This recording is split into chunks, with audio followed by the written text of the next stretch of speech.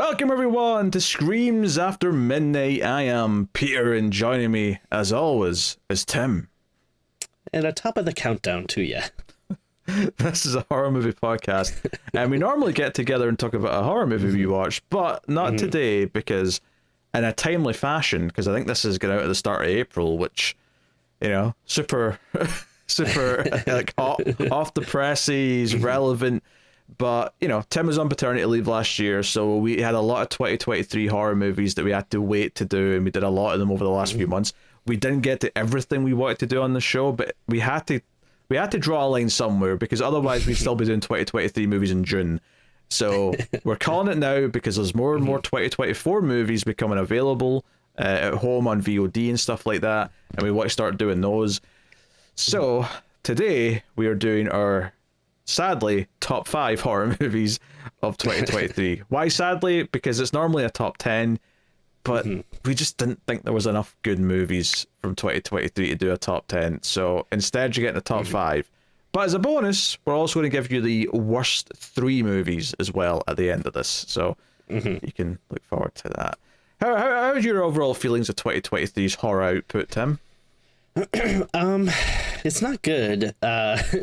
I've said this before, but the my big takeaway from 2023 is that it wasn't like an awful year, but it was a very like average, middle of the road year. Like I feel like we've been kind of very lucky with actually, you know, before this, a lot of recent years where we've had, you know, a good amount of, you know, bigger, notable standout horror movies. And I mean, we also had, you know, lots of, you know, our fair share of crap, but it's usually kind of balanced out with there's always bad horror movies. There's never not some of those, but and I just think with 2023 there was a lot of stuff that's just in the middle, like a lot of stuff that I thought was like, this is fine or okay. There wasn't as much stuff you know, really reaching those highs. I mean, that being said, you know, I think we did pick some pretty good movies for this top 5, but like you alluded to, like most years, you know, we'd be able to do like a pretty strong top 10 without having to kind of, you know, compromise or be like, oh, well, you know, this wasn't great, but I guess it's the best of what we have. Yeah, there was definitely stuff that was in the short list in contention for the top 5 that normally would only be at the bottom of the top 10, or maybe even not even making the top 10. You know, 2022 was such a strong year for horror movies. We had like, you know, a field day making that top 10 last year. You know, obviously the pandemic years, 2020 and 2021 were a little bit weirder, but you know, that's obviously, you know, circumstances dictate that was a little bit stranger. But yeah, very, very, very strange year with not as many high quality things. There's a few great movies, don't get me wrong, but definitely not as many as some previous years. So, you know, we'll be getting into it. We'll do our top 5. We've decided this already. In fact, our patrons, about the same time this goes public, will be getting access to the making of this top 5, where we sat down and decided all these things. So if you want access to that, you can support all the content, support the show, and get some extras, including that, over on our Patreon. But we'll get into it. All I will say is that when I was looking at like our ratings, because we did a kind of similar thing last year where we had like a handful of 2022 movies that we hadn't gotten to yet, getting into the start of the year, and we did some catch up. And when I looked at what we did in January and February at the start of 2023, before you went on paternity leave, funnily enough, you know, we were doing things that where the average ratings were all coming out pretty strong. There was stuff like The Menu, which we both really liked. It was stuff like Peril. You know, there was a lot of movies that we really liked in that sort of batch. And sadly, almost everything we've done in catch-up season from January till the end of March, we've been pretty negative on. We've found almost nothing we've liked. So, you know, keep that in mind. We're picking the best of a weaker year, but we'll get into it. So, number 5 is a movie that is not traditionally good. But when we were debating all the things that could be 5th place on this list, ultimately we decided that it was more memorable and certainly more entertaining than a lot of the other things that we could have picked. So number 5 is The Pope's Exorcist. Yeah, I mean, starting off with what could possibly be a controversial pick, but I mean, again, any other year, this probably it's very likely that this would not have made it. But yeah, at the end of the day, I just feel like this was, I mean, admittedly, not there are probably other stuff that's not on the list that would technically be maybe a better made movie, but I just had so much fun with this. And then when I think back about it, it's just a lot more entertaining. Actually had probably stronger reactions, like laughing at it, than I did other movies I just just watched and were like okay or whatever. But yeah, I think there's a lot of memorable stuff in the making of, like you were talking about, Russell Crowe riding around on his little moped. Like that is something that will live on in our memories for some time to come. Also, him like basically going through all the cop tropes of like having like a lieutenant pope who's angry at him, and he's like taking off the case, but he goes rogue and tries to do the exorcism anyway. Like there's just so much there that's like, there's definitely elements of it are the same typical like oh, someone's possessed and we have to go through some of the boring beats, which is why I maybe argued against it being here.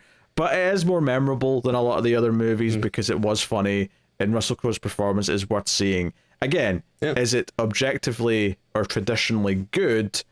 Probably not. But there was something there. There was something, where basically we're saying there was something that was so bad was good, was enough of a level to get onto the top 5. So here we are. Go back, listen to our review. I think, we just had so much fun talking about it versus maybe some other movies that technically might have been better, but also like just kind of going through the motions and just talking about it or whatever. But I remember really cracking up during that review. Yeah, we definitely had fun talking about it, which is definitely more you can say for some other similar rated movies. Yeah.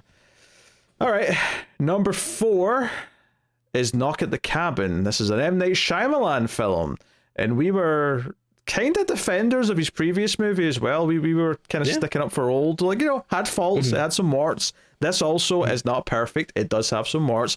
But I appreciate that now that he's back to his lower budget kind of movies, I always feel like he really cares. Like I always feel it was a director directing a movie, and that's what I get here. The premise is simple.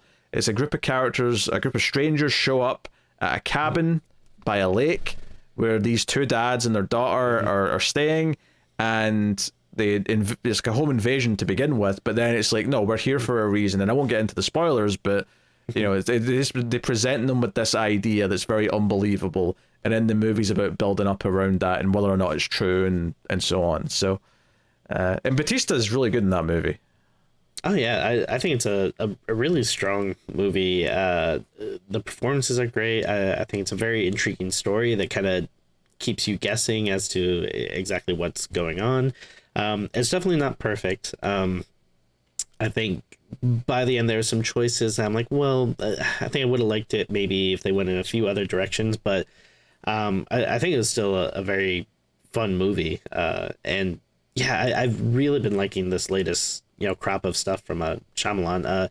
I remember kind of like when he came back with A Visit, was that kind of like the first one he did before, like when people kind of was starting to say he's back? Yeah, that was like his first return to sort of low budget, and there was definitely people who liked that movie. We weren't as hot on it, you especially. You hated it. I really hated it, if I recall. I did, but I feel like since then though he's progressively getting better and better. Like I guess Glass was a little bit of a step back, but like I don't know, like Split was obviously a good time, right? It had a lot of good qualities. I like parts of Glass, but it's obviously like murky overall. And then Old and Cabin, not Cabin at the Woods, Knock at the Cabin, sorry. It's tough, yeah. I think, that's 3 movies out of his last 4 that I've quite enjoyed. Yeah. So.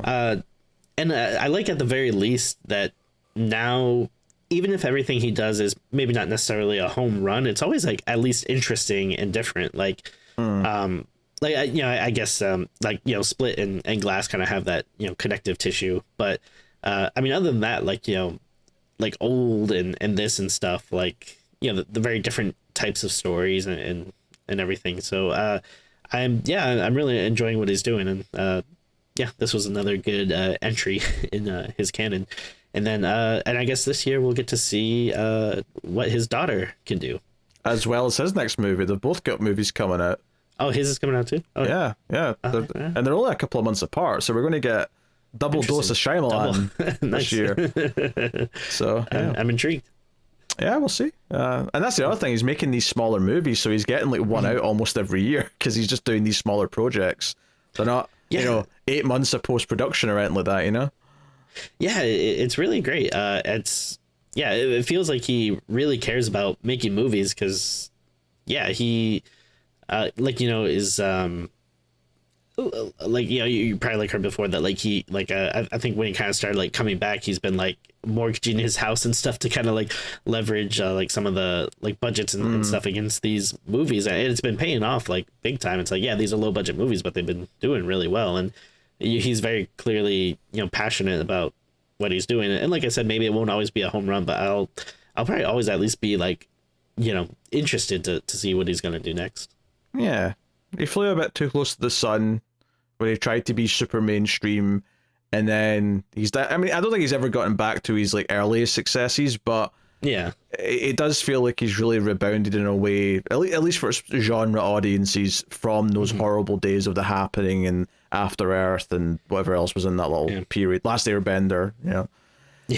So and like you said too, with we talk about Shyamalan a lot, but there's other great things about this movie. Like you said, Batista, like he gives such a good performance, and man, he's just an actor. I really get excited whenever he's in anything. Like he's hilarious in the Guardians movies. I like that here he was like, I don't know, it's hard because like he's very intimidating, but also he's not like the typical like scary villain. Like he's actually trying to be like very calm and nice, which is like a very interesting dynamic. But I think he just did a terrific job.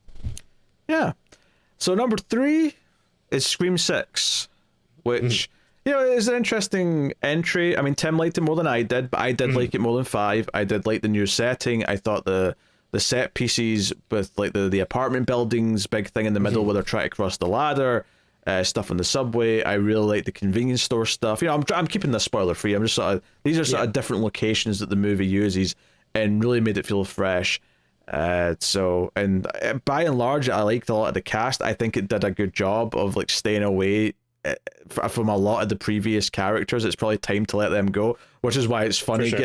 Given all the controversy, that now Scream 7's happening, and they've given a dump truck of money to Nev Campbell so that we can have Sydney back. And I'm like, I'm kind of done with Sydney. Like, honestly, another killer where Sydney's like, oh, I'm back because your mother had sex with someone, Sydney. Like, I'll be very upset if that's where they go with it. But 6 was a fun time, and it's kind of weird now that it's left in this limbo place where the 7 that was supposed to happen will never happen. And It's really strange because I actually was a big fan of 5. I really liked all these new characters, and then but I feel like it really hit its stride with 6, and it's continuing the story of these characters that I really like, but it's also putting it in this really fresh new setting for the series that I thought was just so fun and such a shot in the arm that it needed. There was still a little bit of ties to the old stuff that I think they need to get past, but it feels like this was a step in the right direction where it's like, all right, we're doing less of that. And that's why it does make it feel so weird that we're not really going to be continuing with that. Like it's, who knows, like maybe 7 will be amazing, but it is sad to know like, oh, okay, there was, plans to see what was next for these characters, and we're not going to get it. I always think it's so interesting that the headline is for the next movie that it's Nev Campbell's returning, which obviously that is big news, but I also think it's pretty big news that Kevin Williamson's going to be directing it. I feel like that gets overshadowed with Nev Campbell's return, but I'm like, oh, that's interesting. I don't know if like obviously he's the like creator of the franchise, other than I guess Wes Craven, if they'd probably be, but he's the one who like wrote the original movies, but I don't know if he's directed much other than Teaching Mrs. Tingle. I don't know if he. I don't know. It was kind of a disaster. But yeah, I mean that'll be interesting. But yeah, Scream 6, I absolutely love that. I think there's a lot of fun stuff in it. It's one I'll definitely, revisit, from time to time. And sad that, we're not going to get that continuation of it, but who knows? Yeah, yeah. There's not a whole lot to say, really. Obviously, all the controversy with Seven's almost kind of overshadowing it, which is why we ended up talking about it for 5 minutes. Yeah. But, it's a fun time. It's a shame that we're losing a lot of this interesting cast. I mean, I don't know if the others who aren't officially out of Seven are still going to show up. It would be kind of weird if 2 of the core 4 are like there and the other 2 aren't. But... And I forget, I think it was I don't know the actor's name, but the guy, I think they interviewed him or something, and he basically said, like, I have no idea what's going on. No one's talked to me, so sure. That probably doesn't bode well. Yeah, plus they set up already that Nev, or Sydney, I should say, has like a family now. She has kids and like a husband. I wonder if that'll play into what they do with the next one. Yeah, we'll see. But yeah, no, fun time. I liked it more than 5, at least. So, cool. I like it more than 5 too, but I did also like 5. You like 5 a lot more than I did, for sure. Yeah. Number 2 is Evil Dead Rise. Now, I was very happy with this. I think I liked that it changed things up. It felt like another standalone Evil Dead movie with its own tricks, its own things. It felt like it was going for some of the violence that the 2013 movie had, but it had a unique setting. It was in an apartment building, which is very different for Evil Dead. And I love that it still kind of tied into this mythology a little bit, that made it feel like, no, the 2013 movie and the original trilogy are all part of the same world in some small way. And I kind of liked that. I thought it did a good job of feeling authentically like an Evil Dead movie, which is something that I think is tough, and it's surprising that none of them have failed to do that yet, because it's something that a lot of franchises, the pitfalls eventually is that someone will come in, they'll half-ass a movie, and it just won't feel like one of those movies. It just feels kind of like a phony sequel. And this franchise, despite having all these very different feelings to them, a lot of the entries, has never felt that way. They've all felt really confident in their own way. And I think that this still sticks up there with that. Plus, it's an apartment building, it's a rainy night in the city. It kind of has a lot of atmosphere and a lot of good setup that I really quite like. I thought it was a really cozy horror movie for me, which probably makes me feel like a bit of a sicko because there's so much violence in it. But for sure. Yeah. Again, I've talked about this before, but it probably sounds like I come off a little negative in the review. I did actually like the movie. I thought it was good.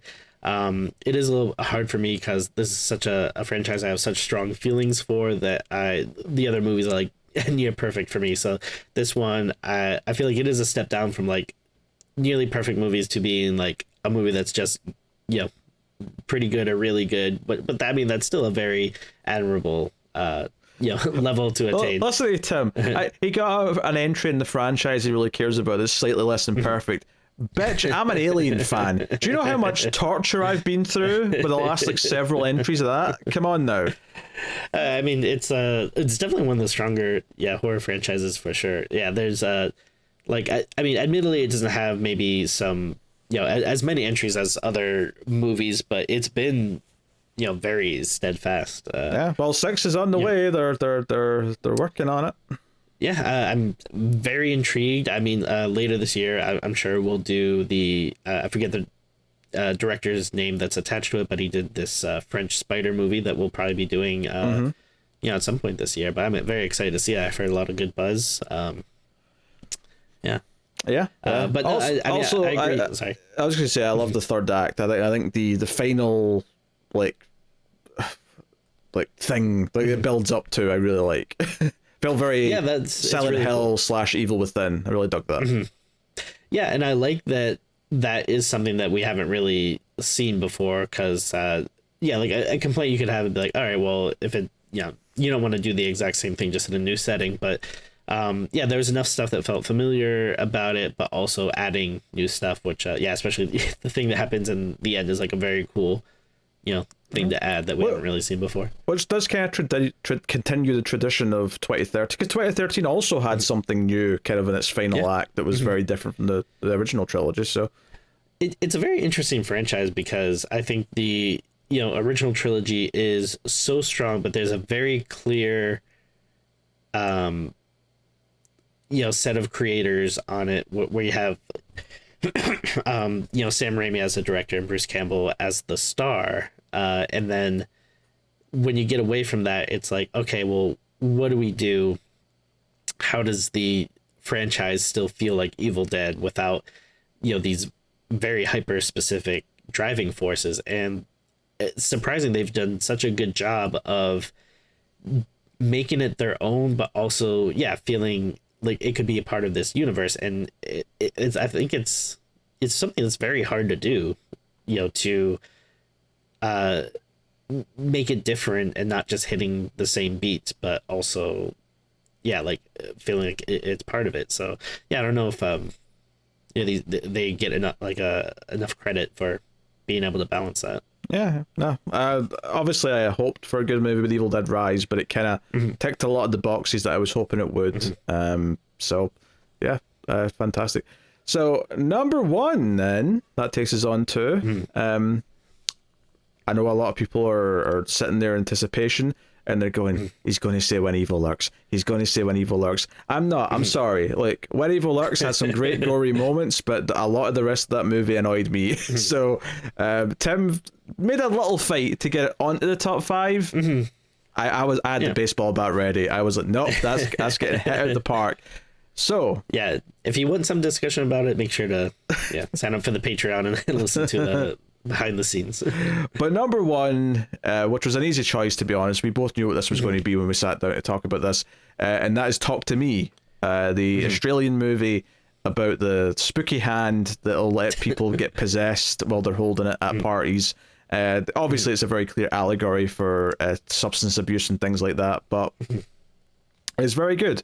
It's got strong characters. It's got a clear kind of emotional throughput the whole time. You understand what the movie's saying and doing pretty much the entire time. And it kind of really, it takes its premise and says, okay, here's all the things we can do with this premise. Which makes me skeptical that there even should be a second one, but they've greenlit, Talk to Me too. Or Talk to Me. Of course. No, this is a very strong, very impressive debut from some filmmakers. Be very interested to see YouTubers as well, I think. Dirty YouTubers. What filth. But no, I mean, I was I'd heard good things going into it, but I was really surprised after watching just how much I liked it. And I think you said it's very confident filmmaking. Like they it didn't feel like amateurs or anything. In fact, the direction's probably the cinematography and the way it handles the scenes is probably what elevates, because I think obviously the characters are solid and the premise is solid, but I think it's how it handles a lot of those scenes and how it makes it clear what the main character's feeling and why she's feeling insecure or addicted to the possession stuff or whatever it is. Like, I think it handles those things really well. And I won't spoil it, obviously, but there's a moment very similar to a moment in Hereditary where you're like, oh no, and your heart kind of sinks, and it does that really well where you're like, oh shit, the stakes just went up in a way that you didn't, well, not that you didn't see it coming. I think you probably could have predicted that something bad may happen, but it just in a way that it feels like, oh no, okay, they really made me feel the dread of like this moment in a way that most movies can't accomplish. So this is it's very good. It was the easiest standout, I think, in a year where there wasn't a lot of other instant obvious that's a contender movies. I mean, again, I like everything quite a bit on this top 5 list, but like this is the one that really stands out to me as being like great, where as a lot of the other ones I think are really good, which maybe is a small distinction, but I think the sad thing is that I would say that at least 3 of this top 5 on a normal year would only be in the top 10. They wouldn't be in the top 5, and there'd be more movies of this caliber filling out the top 5. But 2023 was a weaker year for horror movies. We've been saying this as we've been watching more and more of them. And we should say that there's a couple that we haven't got to yet. Thanksgiving, we're just waiting until November to do it around the holiday, so it fits in thematically. And there was a few other things that we might have got to eventually, and we still will probably someday, but just not in time for top 5 festivities. But I mean, we're like come on, Winnie the Pooh, Blood and Honey ain't gonna make the top 5. Like, we're pretty confident about but that. I think some people were recommending like Cobweb, so we should get to that at some point and things like that. Like, Yeah. who knows? Maybe we'll love that. Yeah, there's a few like that. I don't know if Suitable Flesh counts as 2023. I think I think it would count. I'd count Okay. that. And yeah, there's a few other ones that I'm sure maybe like, yeah, maybe they might not be terrible, but I don't see anything like rocketing the number 1 spot, at least. I mean, it's always possible as a great gem that we didn't have time to get to that maybe would be on the top 5, and maybe we'll find something down the line and be like, oh, retroactively we're bumping Pope's Exorcist off this list because we found a gem, but maybe we can't predict when and if that'll be. So but that's the list. I'll just reiterate that. Number 5 is The Pope's Exorcist. Number 4, Knock at the Cabin. Number 3, Scream 6. Number 2, Evil Dead Rise. And number 1, Talk to Me. I feel like When Evil Lurks is the controversial, like, missing pick. And Pope's Exorcist is probably the controversial, like, pick. But, hey, that's the top 5. Makes it a bit more spicy. Makes it a bit more distinctly ours. So, there it is.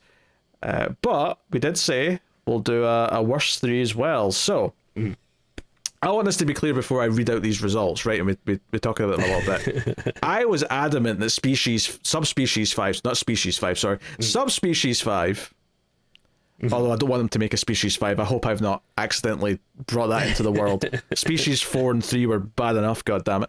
But subspecies, we did all 5 subspecies movies during October for Octoberthon, and 5 was the new one that came out 20 years after the previous ones, and it was terrible, and I genuinely thought it belonged in this bottom 3, and Tim argued that it shouldn't be there because obviously it's a 5th movie in a Full Moon franchise.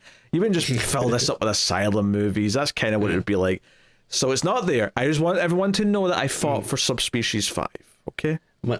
Much like Pete fought to not have When Evil Lurks on the top 5. I fought not to have Radu in the top 3 of this. I say Radu because I'm more passionate about his character than I am the actual film. Yes, that's fair. All right. If only they just condensed all 5 movies into the best scenes of Radu, it'd probably make for a better 90-minute experience. Oh, sure. All right, number 3 worst movies of the year. Honestly, 1 and 2 were really easy. We knew what we were picking for those. 3 was the one that was like, okay, we've got we could have easily done a top 10 here. We really could have, because we had so many movies that were around the same level. We're like, okay, which one is making it? And Tim was just a bit more passionate about how much he didn't like The Boogeyman. So number 3 is The Boogeyman. Yeah, and again, if you want more insight as to why we landed on that decision, you can hear me rant about it a little bit on the bonus Patreon episode. But just to kind of condense my reasoning here, there was a lot of other movies that were bad and probably technically worse, but it kind of came down to me as feeling more passionate about this because there was a lot of expectations going into it. I had heard some like pretty decent buzz before it was coming out, and then I just want to clarify: a lot of expectations got into it for you, not for me. But I mean, I liked the director. I liked some of the cast, and I love Stephen King, so I was excited to see an adaptation of his, especially something that's never been adapted before. Like as much as I love Stephen King, like they need to stop remaking like the same 2 or 3 movies. Like Carrie's great. I don't need to ever see another version of Carrie again in my life. I'm all done with Children of the Corn movies. I love Pet Sematary, but I don't need any more of those movies. Like he has so many different works that haven't been adapted yet that it's exciting when they actually do a different one, and to me this was just such a letdown. I mean, you can go and obviously like listen to the whole review, but there's just like really cheap moments, a monster that just has like no like rules or explanation about it, very like cliche, like weird dumb character stuff, and it's like everything was like a big misfire to me. It's just and that's why it makes the list. It's because it actively like made me angry, given some of the talent and everything involved, and kind of the piece of shit it became, versus like, yeah, something that was just like, yeah, well, I knew going it was going to be bad, and it was. Yeah, it sucked. All I can think about in my head is that speech about how the caveman had something to do with the boogeyman, or ever since caveman times this and this. And I'm like, how do you know this information? Yeah. Explain it. I love, or, you know, one of our favorite horror cliches, the, you know, a young kid getting bullied because her parent died. Jamie's an orphan. Jamie's an orphan.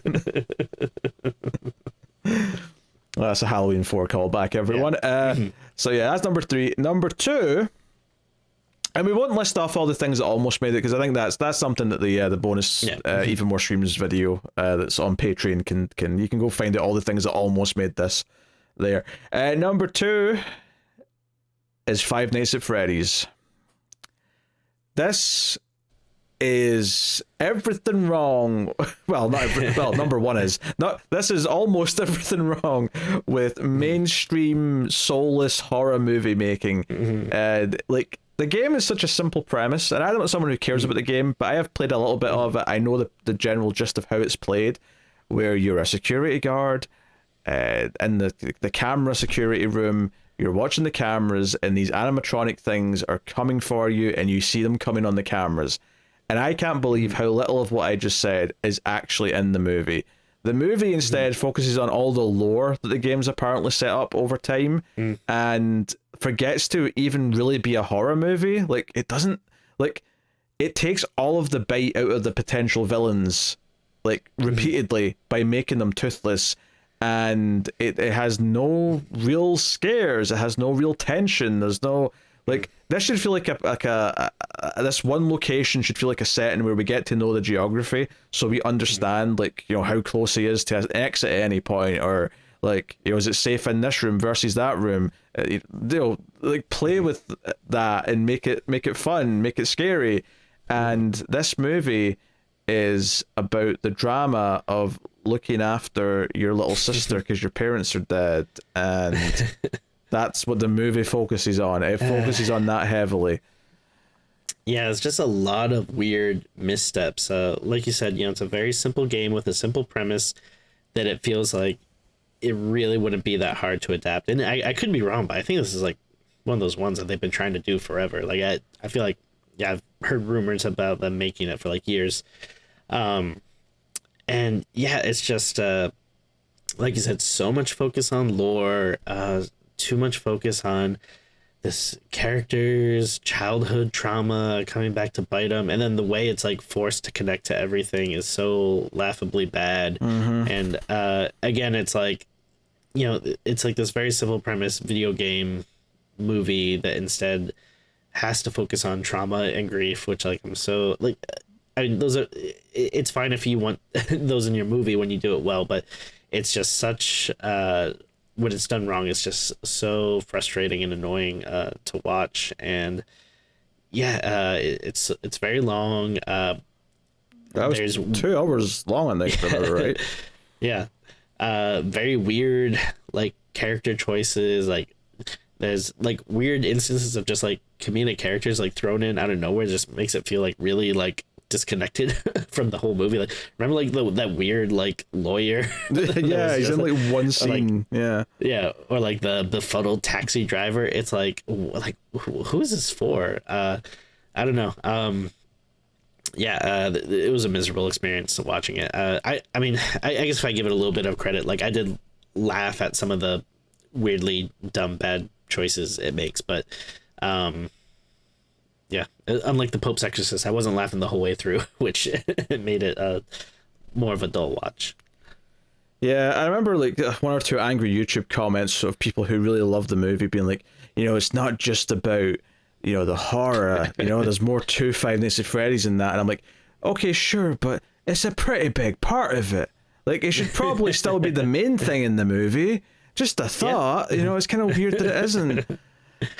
Also, what are you doing? Just searching out random like reviews from people so you can yell at them? Oh, I thought you meant me. You mean them? Not you. No. Yeah, them. No. Like. Also, I posted a clip of a review on like TikTok, right? Because promotion. I hate TikTok, but it's got to be done.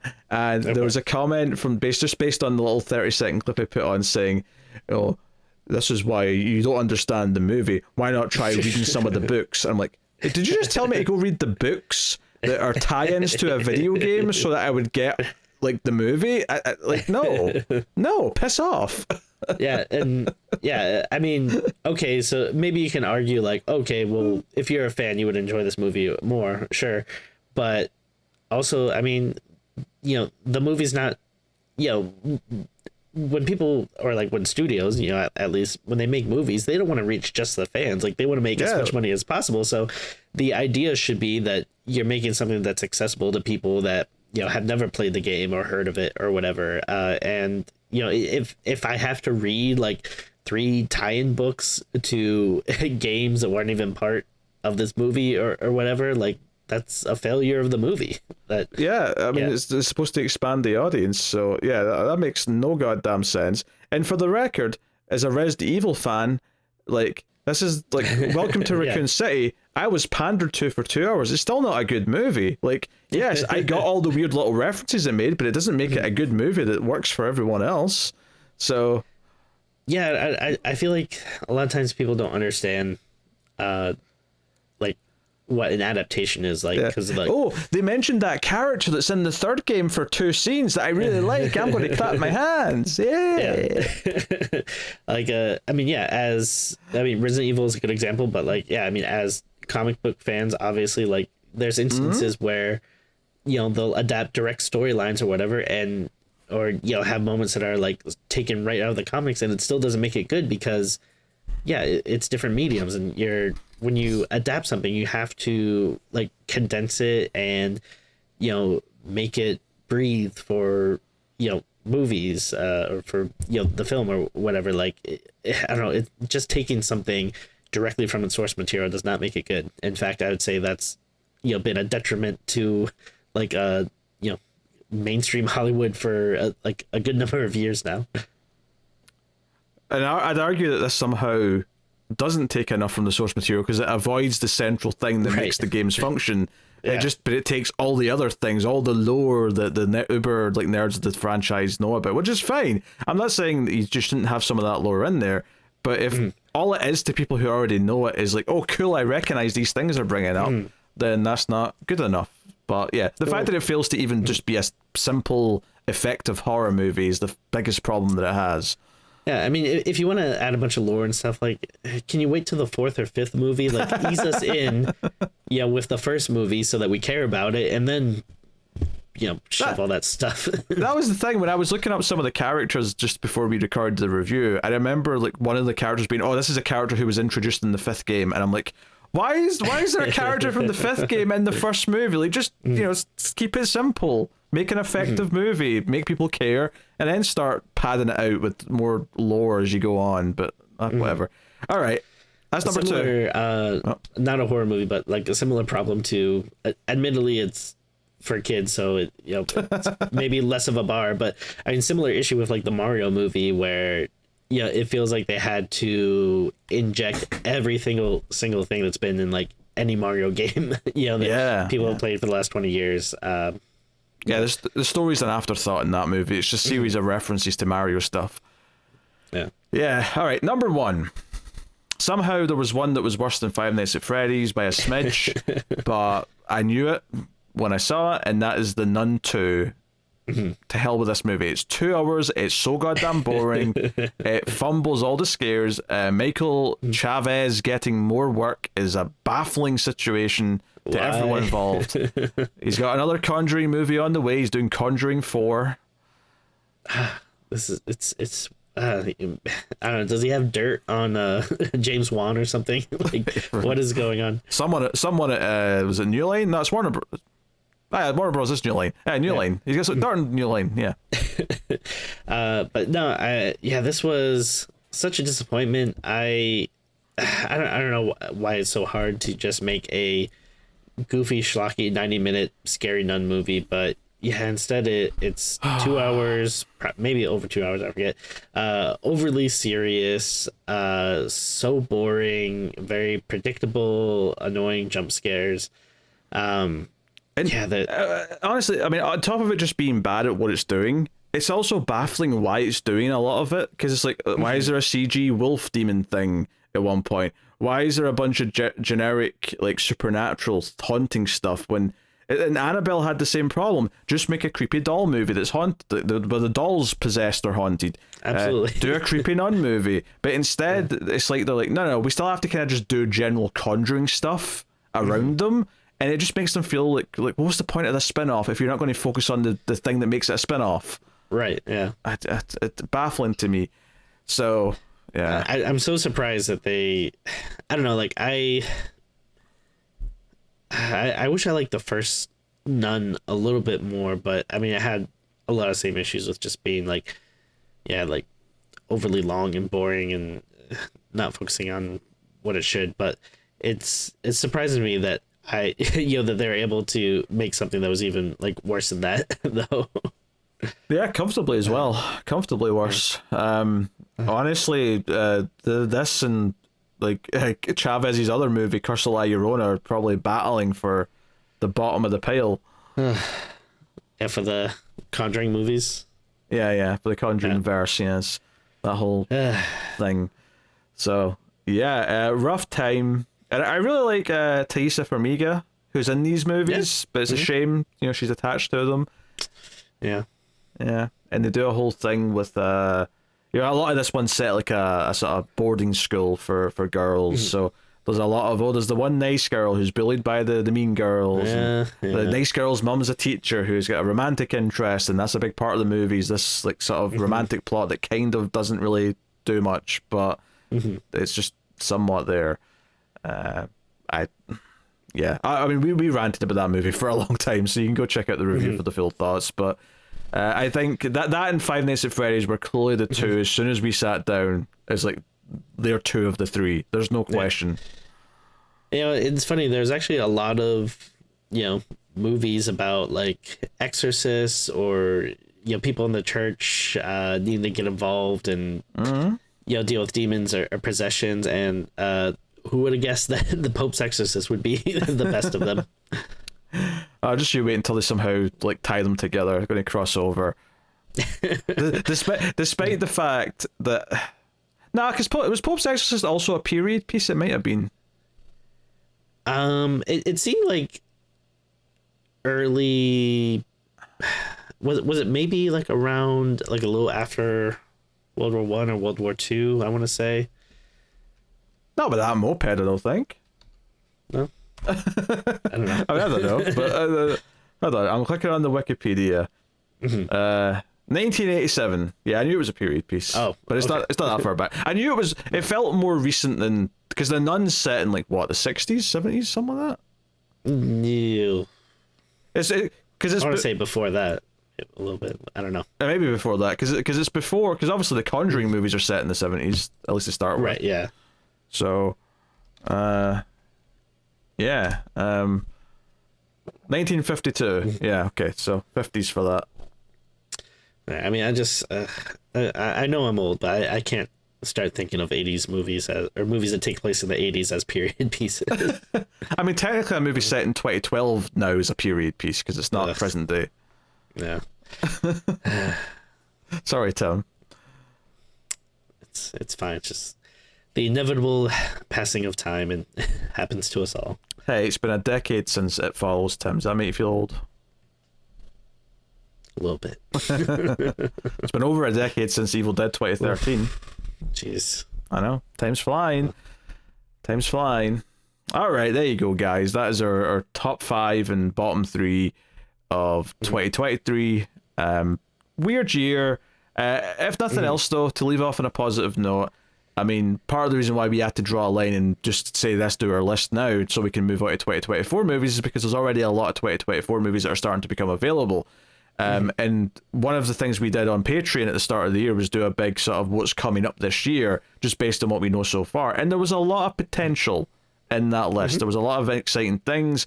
and we've got a lot of things to check out that's already available or is out soon. So we are going to try and squeeze in the odd like older movie as well, because we like doing them sometimes.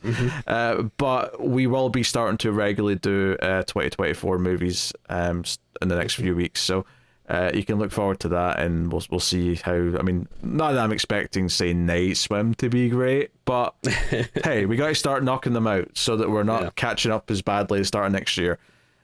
So, all right, there you go. That's any final thoughts, Tim? You'd like to?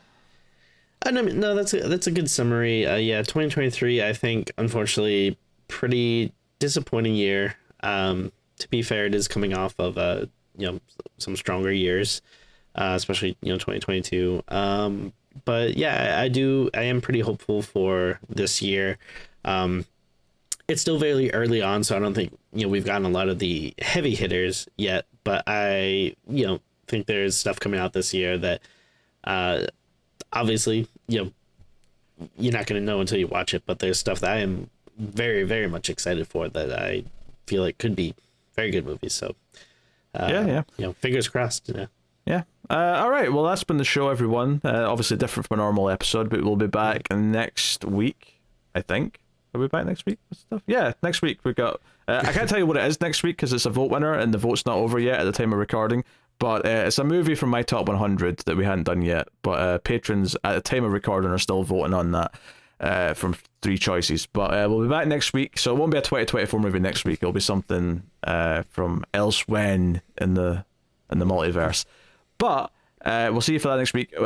We can also tell you to go over to Patreon. We've mentioned it a few times this episode naturally because we mentioned making the list, but you can see how we made this list. You can get bonus episodes once a month. There's an exclusive episode for patrons, plus these even more stream segments that we were kind of talking about. Plus there's bonuses for all the other shows that I do with David, such as the Atomic Cinema Experiment, our sci-fi movie podcast, and the Collector's Cut. So go and check out all that stuff if you haven't. But that is us. So hit the like button, helps out a bunch if you're on YouTube. We'll see you next time. Keep watching scary movies. Goodbye.